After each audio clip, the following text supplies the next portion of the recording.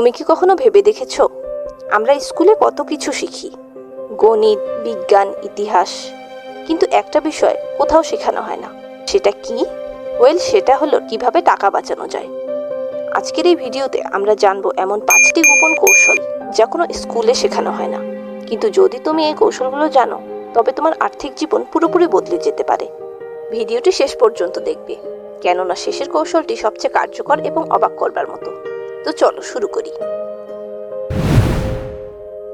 আমরা অনেক সময় নিজেই জানি না যে আমাদের টাকা কোথায় খরচ হচ্ছে। তাই প্রথম গোপন কৌশল হলো টাকার প্রতিটি পয়সার হিসাব রাখা। একটা ছোট নোটবুক অথবা মোবাইল অ্যাপে প্রতিদিনের খরচ লিখে রাখো। চা থেকে শুরু করে মোবাইল রিচার্জ, রাইড শেয়ার, ছোটখাটো কেনাকাটা সবকিছু। মাস শেষে দেখো কোথায় অপ্রয়োজনীয় খরচ হয়েছে। যেমন তুমি হয়তো প্রতি সপ্তাহে 500 টাকা চায়ে খরচ করছো, যা মাসে দাঁড়ায় 2000 টাকা। আর এই ছোট ছোট খরচগুলোই মাস শেষে বড় অঙ্কে পৌঁছে যায়। তাই প্রতিটি টাকার হিসাবের মাধ্যমে অপ্রয়োজনীয় খরচগুলোকে নিয়ন্ত্রণে আনো।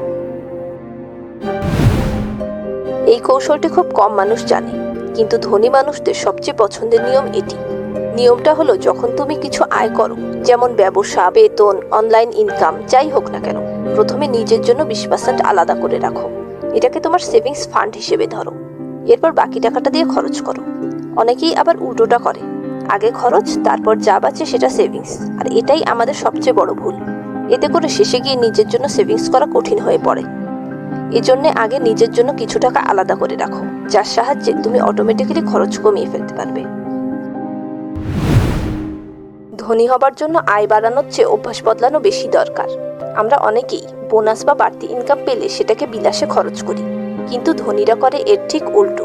বাড়তি ইনকাম দিয়ে তারা সেভিংস বাড়ায় অথবা বিনিয়োগ করে।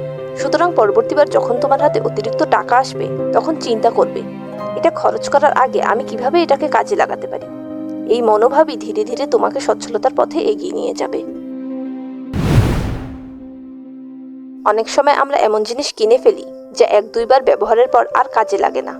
ডিসকাউন্ট, অফার বা ফ্যাশনের চাপে পড়ে আমরা যে টাকাগুলো খরচ করি সেগুলো আসলে অপ্রয়োজনীয়। এই অভ্যাসগুলো থেকে বাঁচতে শিখো। এই অভ্যাস থেকে বাঁচার জন্য একটা উপায় আছে। উপায়টা হলো কোনো কিছু কেনার আগে নিজেকে 3টা প্রশ্ন করা। এটা কি আমার সত্যিকারের প্রয়োজন? এটা কি আমার জীবনে স্থায়ী মান আনবে? 1 সপ্তাহ পরও কি আমি এটাকে কিনতে চাইবো?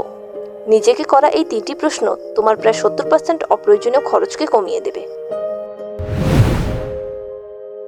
টাকা সঞ্চয় করাই শেষ কথা নয়। যদি তোমার টাকা ব্যাংকে বসে থাকে, তাহলে সেটা সময়ের সাথে সাথে তার মূল্য হারাবে। স্মার্ট মানুষেরা সঞ্চয় করার পাশাপাশি বিনিয়োগ করে। শেয়ার মার্কেট, মিউচুয়াল ফান্ড, স্বর্ণ বা ছোট ব্যবসা, যে কোনো একটি মাধ্যম বেছে নাও। এতে বিনিয়োগ শুরু করো ছোট অঙ্ক দিয়ে। যে টাকা তুমি প্রতি মাসে জমাচ্ছ তা যদি 8 থেকে 10% হারে গ্রো করে, তাহলে কয়েক বছরের মধ্যে তুমি নিজেই অবাক হয়ে যাবে। স্কুল আমাদের জীবনে অনেক কিছু শেখালেও আর্থিক স্বাধীনতা অর্জনের পাঠটা আমাদের নিজেদেরকেই শিখে নিতে হয়। তো চলো, যে 5টি কৌশল আজকে আমরা শিখলাম তা একবার সামারি করি। খরচের হিসাব রাখা, আগে নিজের জন্য টাকা রাখা, অভ্যাস বদলানো, অপ্রয়োজনীয় কেনাকাটা বন্ধ করা, সঞ্চয়ের পাশাপাশি বিনিয়োগ করা। যদি তুমি এই কৌশলগুলো আজ থেকে শুরু করো, তাহলে আগামী কয়েক বছরের মধ্যেই তোমার জীবন আর্থিকভাবে বদলে যাবে, এটা নিশ্চিত।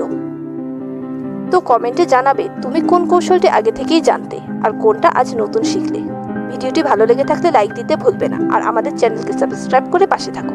Thanks for watching.